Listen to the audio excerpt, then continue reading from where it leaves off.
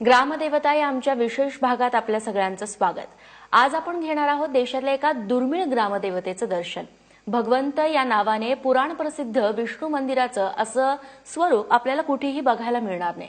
चला तर जाऊया सोलापूर जिल्ह्यातल्या बार्शीला, जिथे आहे भगवंत या नावाने प्रसिद्ध असलेलं हे देशातील एकमेव देवालय।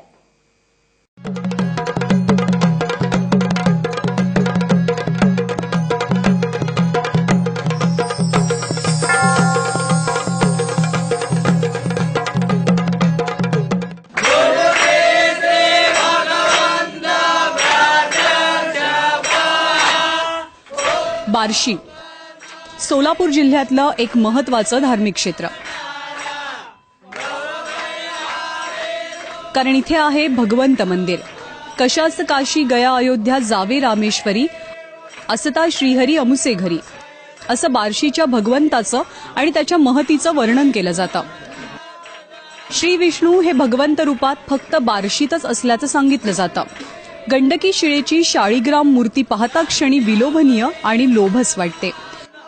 भगवान श्री विष्णू लक्ष्मीसह वास्तव्य करत असलेलं हे मंदिर म्हणजेच भगवंत। राम कृष्ण विष्णू असं कुठलंही नाव नाहीये, भगवंत या नावानेच हे दैवत ओळखलं जातं। याचं महत्त्वाचं कारण असं आहे की दशावताराच्या पूर्वीचा भगवंत इथं त्याचं अधिष्ठान आहे। कारण मुळात अंबरीश राजाच्या प्रार्थनेला ओ देऊन भगवंत इथं आले आणि दुर्वासाचा शाप असा होता त्यावेळेला की अंबरीशाला पुन्हा पुन्हा जन्म घ्यावे लागतील। तो शाप स्वतः विष्णूंनी स्वतःकडे घेतला आणि मग ह्या दशावतारांची सुरुवात झाली। हे जे आपण कत्स्य मत्स्य वराह नरसिंह हे सगळे अवतार म्हणतो त्याची सुरुवात नंतर झालेली, म्हणजे त्याच्याही पूर्वीची ही आख्यायिका आहे बार्शीची, म्हणून हे देवस्थान अतिशय प्राचीन आहे। भगवंतांनी घेतलेल्या दशावताराची शिल्प मंदिराच्या शिखरावर कोरली गेली आहेत।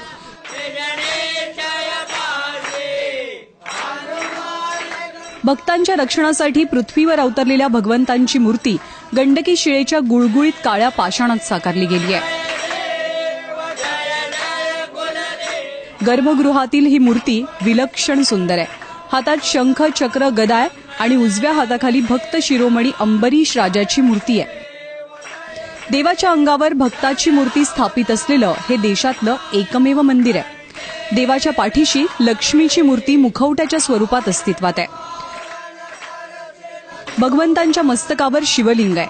छातीवर भृगु ऋषींच्या पावलांची खूण आहे। 1245च्या सुमारास या मंदिराची उभारणी झाली असावी असा अंदाज आहे।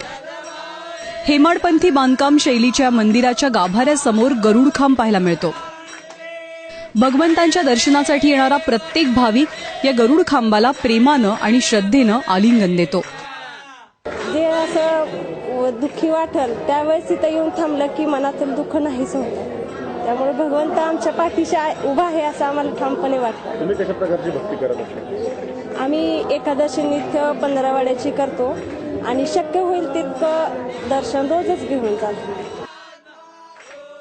बार्शीच्या भगवंताची ख्याती जितकी मोठी आहे तितकीच रंजक आहे या क्षेत्राची आख्यायिका। राजा अंबरीश नावाचा तपस्वी बार्शी पुण्यनगरीत वास्तव्याला होता। पुराण काळामध्ये या अंबरीशानं अंगिरस ऋषींनी केलेल्या यज्ञात सहभाग घेऊन विद्वत्ता आणि लोकप्रियता मिळवली। 12 वर्ष घोर तपस्या केल्यानं त्याला भगवंताचे दिव्य ज्ञान प्राप्त झाले। तीर्थक्षेत्र पादाक्रांत करत पूर्वीच्या दंडकारण्यातील पुष्पावती नदीच्या काठावर म्हणजे सध्याच्या बार्शीत दाखल झाले।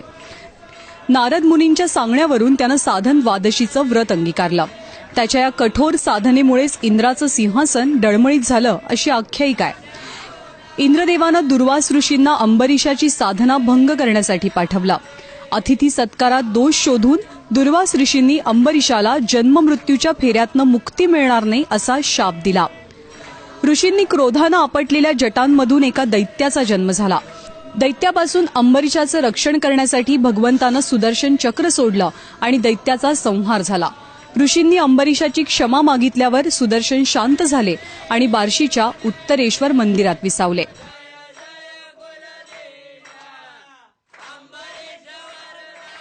बार्शीचं हे भगवंत मंदिर पंढरीच्या पांडुरंगाच्या मंदिराशी साधर्म्य साधणार आहे। मंदिराची केवळ रचनाच नाही तर आध्यात्मिक महत्व सुद्धा पंढरीशी साम्य साधतं। भक्त पुंडलिकानं जसा विठू भूलोकी आणला तसाच राजा अंबरीशानं विष्णूला पृथ्वी तलावर यायला भाग पाडला. पंढरीच्या मंदिरासारखी सोळखांबी मंदिर आणि गरुडखांब मंदिराचं आध्यात्मिक आणि प्राचीन महत्त्व अधोरेखित करतात. पंढरपूरला जाणारा वारकरी हा भगवंताचा निस्सीम भक्त आहे. एकादशीला पंढरपूरच्या पांडुरंगाचं दर्शन घेऊन द्वादशीला भगवंत दर्शनानं उपवास सोडायचा हा वारकऱ्यांचा प्रघात आहे. द्वादशी म्हणजे बारस, याचाच अपभ्रंश पुढे बार्शी असं झाल्याचं काही जण मानतात. ज्याने केली नाही काशी त्याने यावे बारशी. भगवंताच्या चरणापाशी सखा नांदे अंबऋषी. अंबऋषी कारण आले भगवंत वैकुंठ सोडून भक्तासाठी. भक्त असावा कसा जोगा परमानंद. ते एक मूर्ती छान छान. प्रतिवर्षी आषाढी, कार्तिकी आणि माघी एकादशीला भगवंत मंदिर भक्तांच्या गर्दीनं फुलून जातं. पंढरपूरला जाणाऱ्या वारकऱ्यांचं हे एक महत्वाचं ठिकाणही मानलं जातं. आषाढीला भगवंतांची मिरवणूक काढली जाते. उत्सव मूर्तीची ही नगर प्रदक्षिणा म्हणजे बार्शी शहरासह पंचक्रोशीचा जणू लोकोत्सव असतो. यासाठी खास सजवलेल्या रथातनं भगवंतांची उत्सव मूर्ती हजारो भाविकांना दर्शन देते.